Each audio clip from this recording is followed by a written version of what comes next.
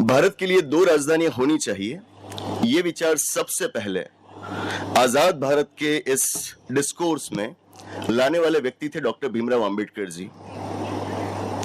1955 के साल में 1955 में डॉक्टर भीमराव अंबेडकर जी ने एक राइटिंग तैयार किया था, छोटी सी एक किताब तैयार करी थी जिसका नाम है लिंग्विस्टिक स्टेट्स इन इंडिया। आपको पता होगा कि जब हम आजाद हुए हमें ये पता नहीं था कि राज्य किस आधार पर बनाया जाए। ऐसे ही आप लकीर नहीं खींच सकते हो कि ये गुजरात हो गया, ये महाराष्ट्र हो गया, वो राजस्थान हो गया। राज्य बनाने के लिए आपके पास कुछ स्टैंडर्ड्स होने चाहिए, कुछ शर्तों के आधार पर राज्य बनाए जाते हैं। तब लोगों की मांग ये थी कि भाषा के आधार पर राज्य बनाए जाए, मतलब कि हर भाषा समूह को एक अलग राज्य दिया जाए। अब ये तो गलत होगा। इस देश में कम से कम 700 से 800 भाषाएं बोली जाती है। हर एक भाषा समूह को उसकी भाषा के आधार पर अगर अलग राज्य दिया जाए तो हमें इस देश के अंदर 700 से 800 राज्य बनाने पड़ेंगे। 550 के करीब वो रियासतें हुआ करती थी आजादी के वक्त, उनको मिलाकर हमने एक बड़ा भारत देश बनाया। अब उसी भारत देश के अंदर अगर हम 700 से 800 राज्य बनाते हैं भाषा के आधार पर, वो कितना गलत होगा। सरकार ने उस मांग को खारिज कर दिया, भाषा के आधार पर राज्य नहीं बनाए जा सकते। लेकिन लोगों की मांग तो यही थी कि भाषा के आधार पर ही राज्य होने चाहिए। और आखिरकार 1953 में आजाद भारत का सबसे पहला राज्य बना भाषा के आधार पर, जो कि था आंध्र स्टेट, आंध्र राज्य। तब पूरे देश में दोबारा एक बार भाषा के आधार पर राज्य बनाने की मांगे शुरू हुई और इन्हीं मांगों को ध्यान में रखते हुए डॉक्टर भीमराव अंबेडकर जी ने यह राइटिंग तैयार किया था, लिंग्विस्टिक स्टेट्स इन इंडिया। आप इस राइटिंग को पढ़िए, easily available on internet. Ambedkar ji ने इस राइटिंग में आर्ग्यू किया था कि भारत के पास दो राजधानी होनी चाहिए। मतलब कि 70 साल बाद आज जो बात शशि थरूर बता रहे हैं वो बात तब डॉक्टर भीमराव अंबेडकर जी ने पहली बार करी थी। सवाल, दिल्ली से क्या तकलीफ है? डॉक्टर भीमराव अंबेडकर जी की जो बातें मुझे सबसे ज्यादा पसंद है उनमें से एक बात यह है, वो ऐसे ही नहीं बोलते हैं, वो कभी भी ऐसे ही बात नहीं करते हैं कि मैं ये मानता हूं इसीलिए ये होना चाहिए। वो हमेशा तर्क देते हैं, कारण देते हैं कि मैं ये मानता हूं तो क्यों मानता हूं, उसके पीछे वजह क्या है, उसके फैक्ट्स क्या है, उसका लॉजिक क्या है, what is the rationality of that argument. He would always put forward that fact, logic and rationality behind his argument. उन्होंने अपनी इस किताब में वजह बताई है कि दिल्ली को राजधानी रखने में दिक्कतें क्या है।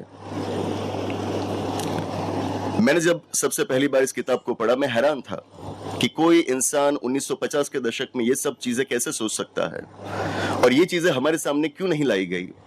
जैसे कि उन्होंने कहा,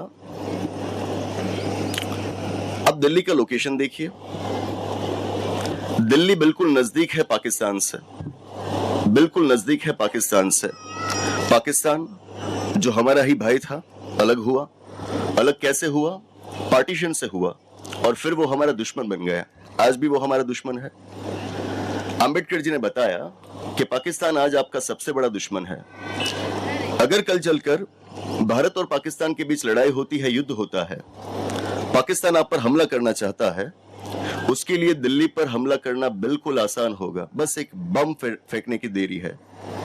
उसने एक बम गिरा दिया, आपकी राजधानी तबाह। अगर आपकी राजधानी ही तबाह हो जाएगी फिर आप देश को कैसे संभालोगे?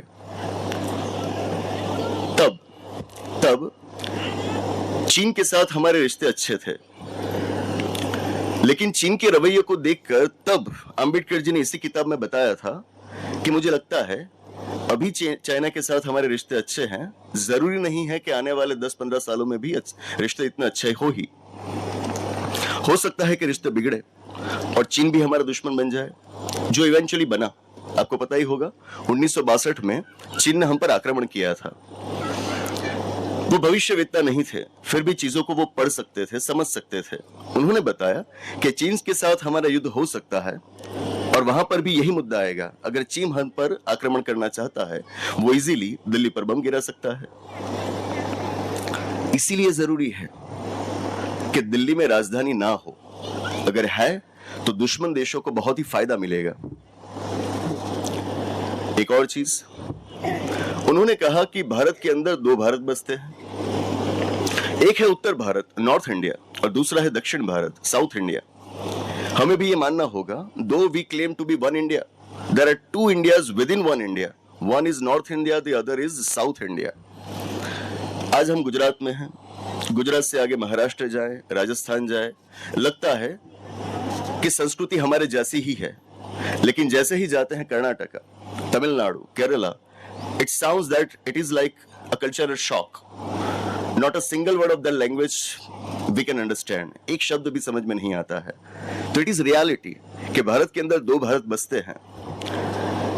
अंबेडकर जी ने बताया कि एक भारत के अंदर दो भारत बसते हैं, फिर भी आपकी राजधानी कहां पर है? दिल्ली में, जो कि नॉर्थ इंडिया में पड़ता है, दिल्ली में जो कि उत्तर भारत में है। इससे होता क्या है? दक्षिण भारत के लोगों को लगता है कि we are not finding adequate representation in the national politics. देश की राजनीति में हमें हिस्सेदारी नहीं मिली हुई है। और आज भी आप देखिए, ज्यादातर जो हमारे मीडिया चैनल्स हैं, हमारा प्रिंट मीडिया है, वहां पर खबरें किन एरियाज से ज्यादा होती है?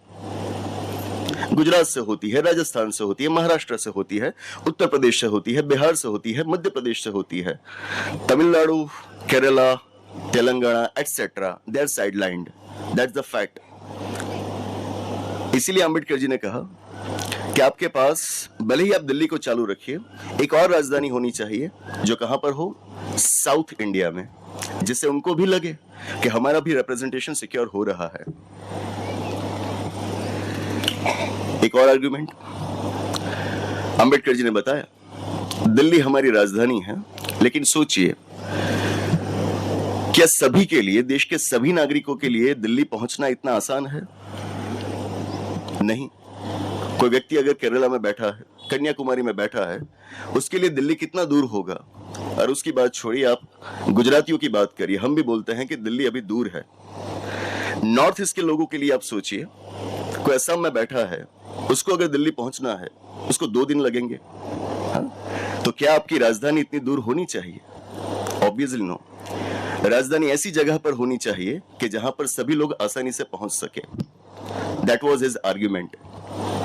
और अपनी आर्ग्यूमेंट को सब्सटेंशिएट करने के लिए अंबेडकर जी ने लिखा है कि पहले भी हमारे देश में 2 राजधानियां हुआ करती थी। मुगलों का इतिहास पढ़िए। मुगलों के दौर में हमारे यहां पर 2 राजधानियां हुआ करती थी, एक तो थी दिल्ली और दूसरी थी श्रीनगर। गर्मी काफी पड़ती थी, श्रीनगर चले जाते थे गर्मियों में। ठीक इसी तरह जब अंग्रेज हमारे देश में शासन करना शुरू करते हैं, उन्होंने भी हमारे देश में 2 राजधानियां बनाई। शुरुआत में तो कलकत्ता थी उनकी मेन राजधानी।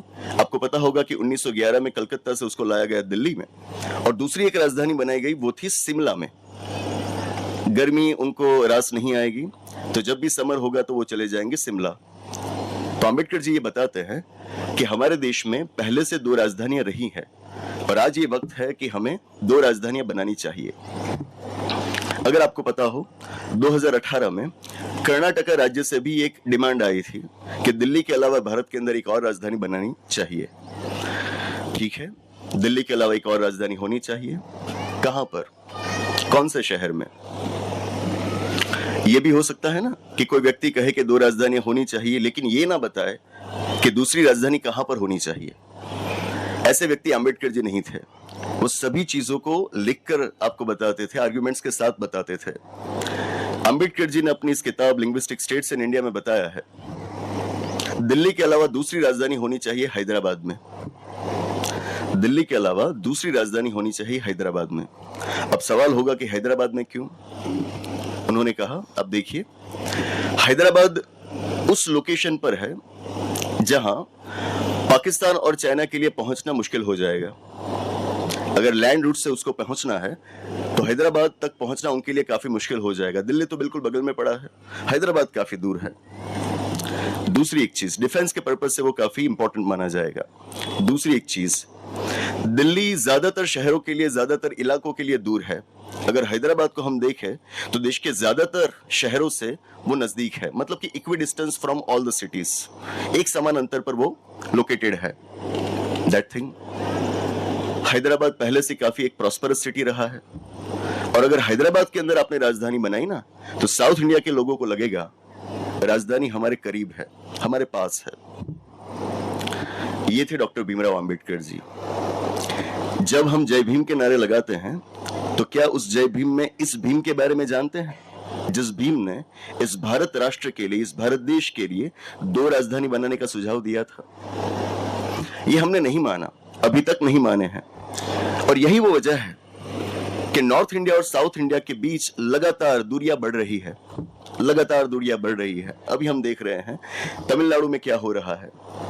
दे are against the national education policy of central government. Bharat सरकार की जो शिक्षा नीति है उसके खिलाफ है।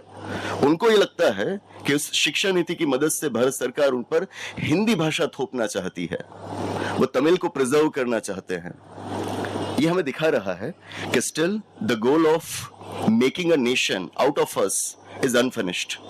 Still that national integration is lacking. हम अभी तक जुड़ नहीं पाए, अभी तक एक नहीं हो पाए हैं। पिछले साल आप देखिए क्या हुआ था। जो साउथ इंडिया के स्टेट्स हैं, उन स्टेट्स के चीफ मिनिस्टर्स पहुंच गए दिल्ली। क्यों? धरना करने के लिए, आंदोलन करने के लिए। भला चीफ मिनिस्टर क्यों आंदोलन करेगा? आम लोग आंदोलन करेंगे ना, मेरे आपके जैसे लोग आंदोलन करेंगे। चीफ मिनिस्टर थोड़ी ना आंदोलन करता है। सदर्न इंडिया के स्टेट्स के चीफ मिनिस्टर्स दिल्ली पिछले साल आंदोलन के लिए चले गए। क्यों? उनका मानना यह है भारत सरकार के द्वारा उनको जितनी धनराशि दी जानी चाहिए उतनी नहीं दी जाती है, कम दी जाती है। जो नॉर्थ इंडिया के स्टेट्स हैं, नॉर्थ इंडियन स्टेट्स को ज्यादा पैसे दिए जाते हैं भारत सरकार के द्वारा, दक्षिण भारत के राज्यों को कम दिए जाते हैं। उन्होंने पूरी एक मूवमेंट चलाई जिसको कहा जाता है साउथ टैक्स मूवमेंट। मैं मानता हूं कि इस साउथ टैक्स मूवमेंट की नौबत ही ना आती अगर हमने तब डॉक्टर भीमराव अंबेडकर जी द्वारा जो बातें कही गई थी उन बातों को मान लिया होता।